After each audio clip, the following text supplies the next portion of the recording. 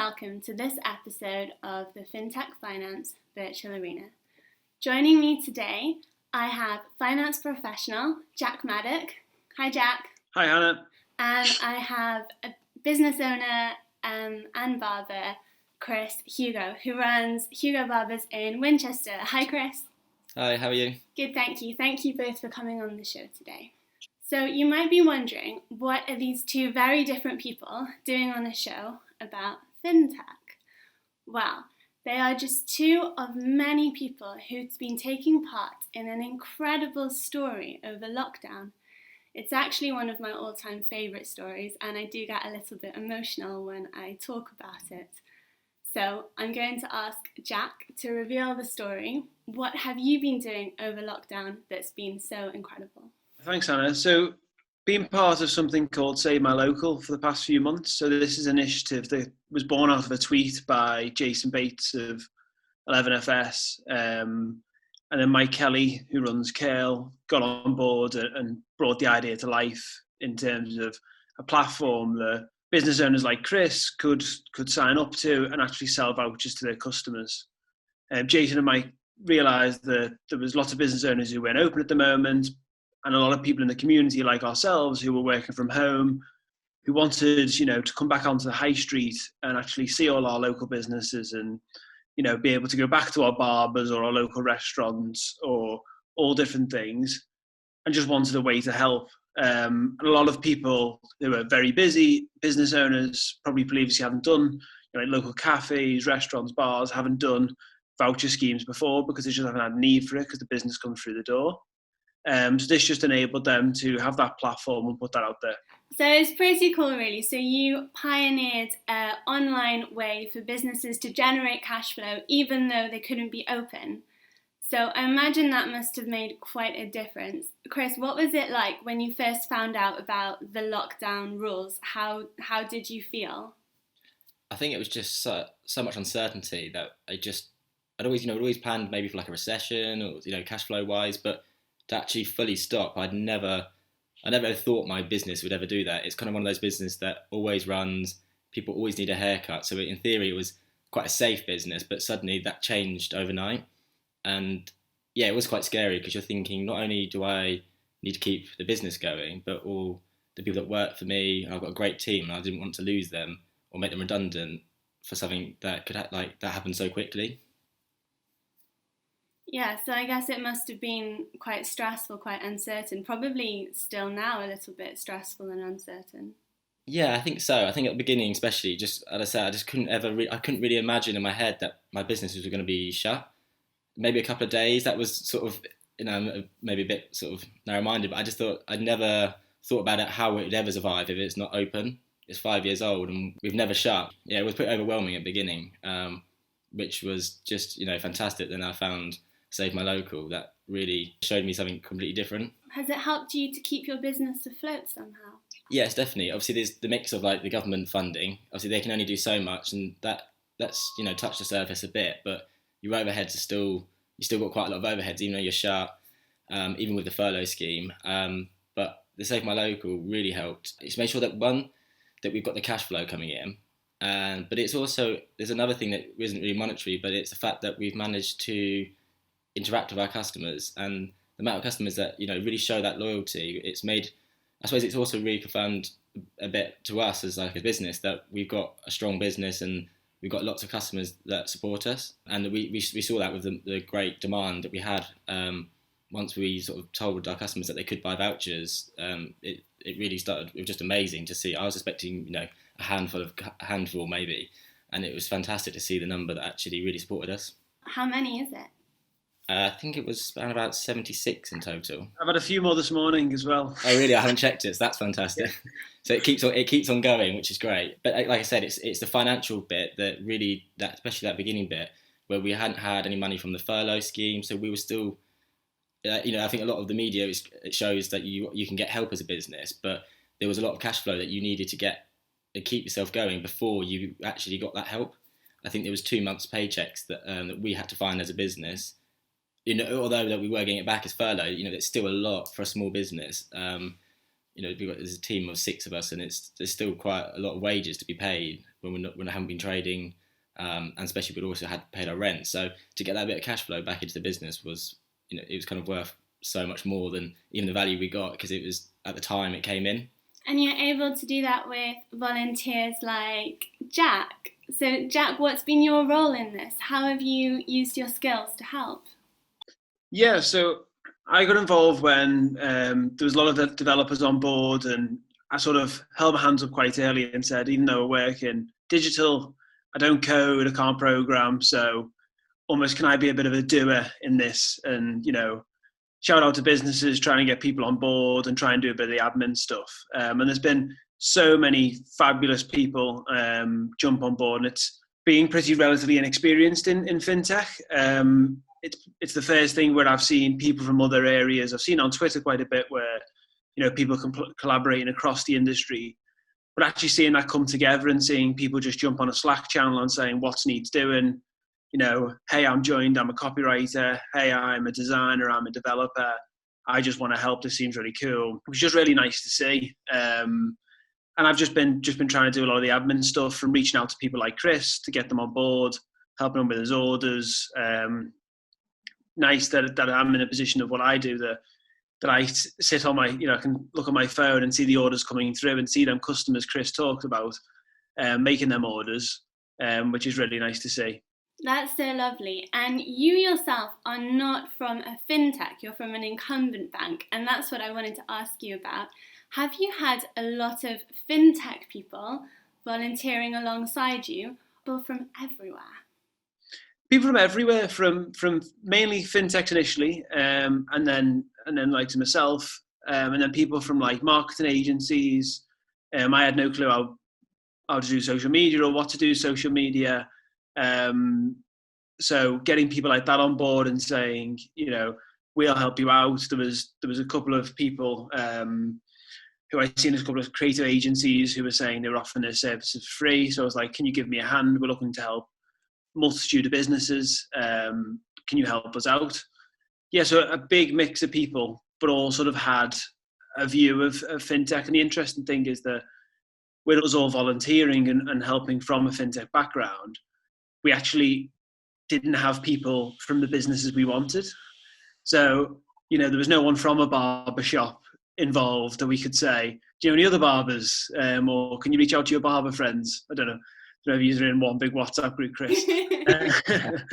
But that sort of, we didn't have that. So it was actually, the outreach was not from people within the group. But just amazing to see the effort people putting together, seeing people, developers working over the weekend, overnight, and seeing the site looking different. How quickly then people got the site going was great to see.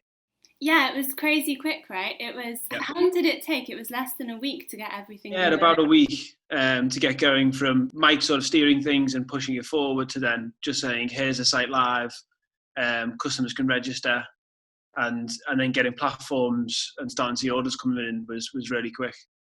And Chris, how did you find the platform? Was it easy to use? Was it simple to follow? Tell me.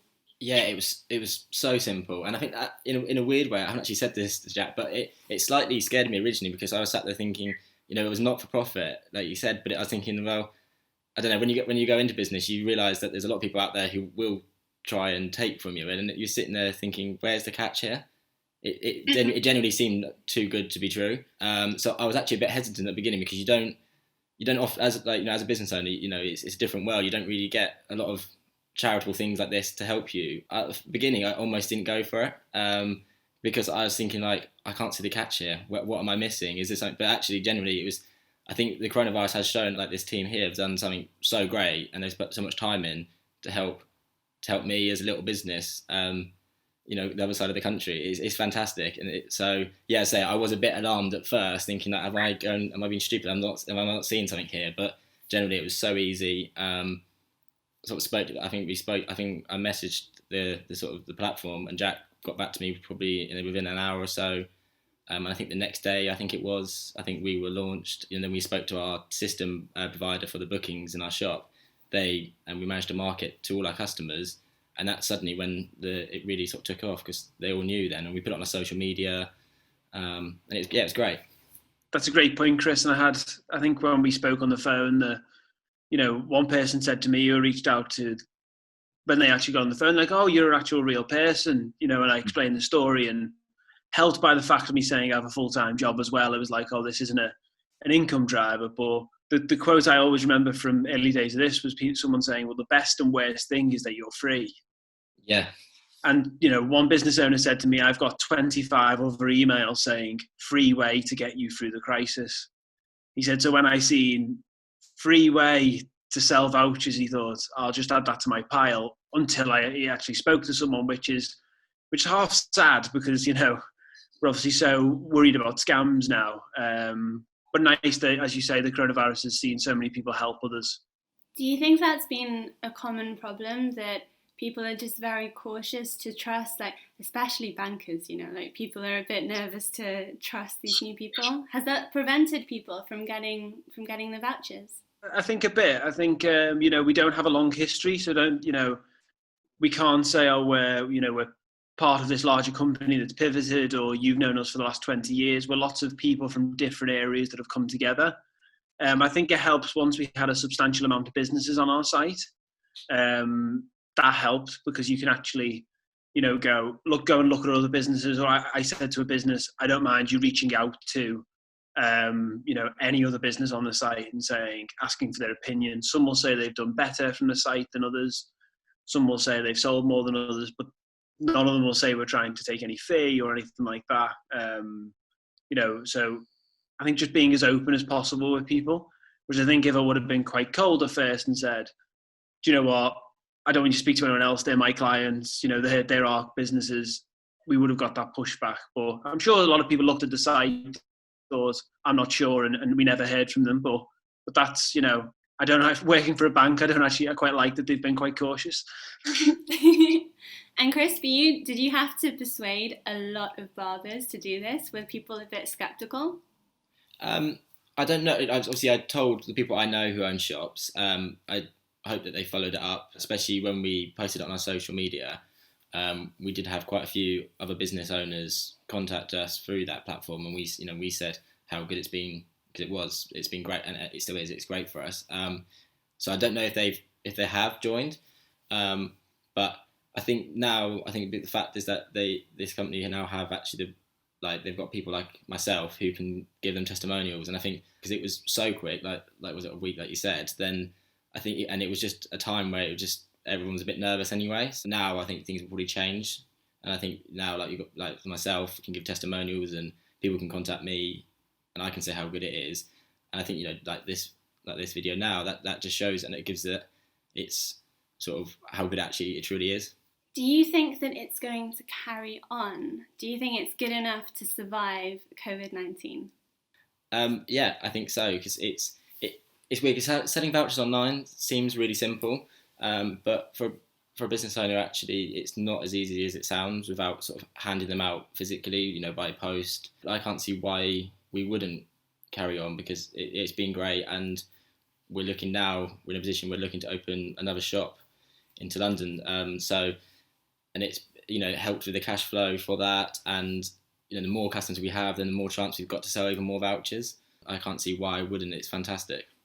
You're opening another shop in London in these times? Yeah. Okay. We'll see how that goes. But so we're hoping to sort of turn around, ready for we hope to be ready for the 4th of July in West London. So yeah, we should. Is it because you've seen so many bad haircuts and it kind of hurts you a little bit? It does. I have a little cry each night about it. I just think, I think it's one of those things. It's risky time, but it's also loads of people going to need haircuts. We've been offering barbers jobs today to join the team, because we just know we're going to be so busy. So actually, I think where it has been an awful time, you can turn it around. And again, it's like Save My Local has helped with that, because it's meant we've had cash flow in. And we've also seen how strong our customer base is. The amount of support we've had that made you realise actually we've got quite a good product here and service. Why do we not now believe in it and roll it out? I think that's one of the biggest takeaways for me, Chris, from this. You've made the point twice now, is that people can post something on Instagram, or you could post something on Instagram or Facebook, and people can comment saying, really support you, hope you reopen, like it, retweet it, share it. But it's very different that from actually going on and spending money and saying, I actually want to back you. I've heard this from, from yourself, a couple of restaurants we've got on board who went, they see people come in and buy a drink or get a haircut, and they thought, it's been a really good test to see, like, would people just go to another barber's? Would people just think, well, Chris's barbers are shut, I'll just go to another one? Or, that restaurant will go, I'll get tapas from elsewhere, or I'll go and buy food from elsewhere. But people actually saying, no, I'm going to put my own money into it, and I'm going to actually say, I'll be there for. I've seen some of the orders, Chris, where people have got the same the same person's ordered about 3 times. So God knows how often they'll be in. But it's really nice to see, and it must be really nice to see some of the names you recognise on there as well.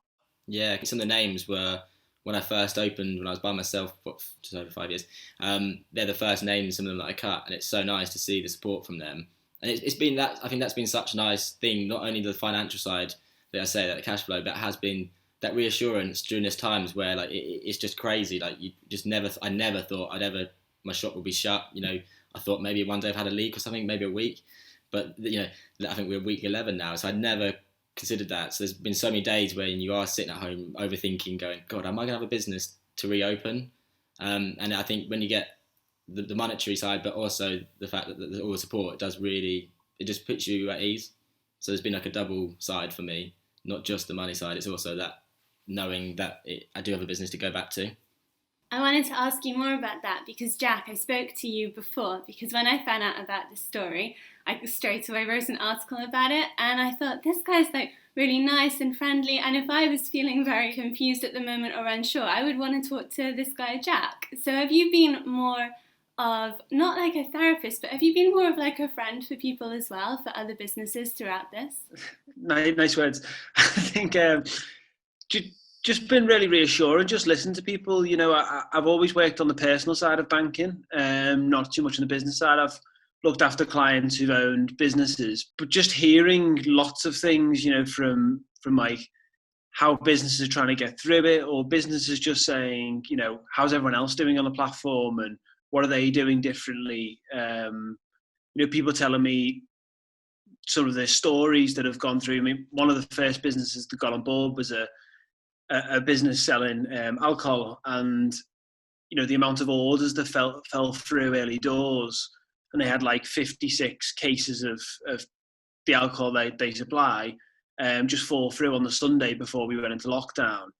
God knows how much that was worth to the business.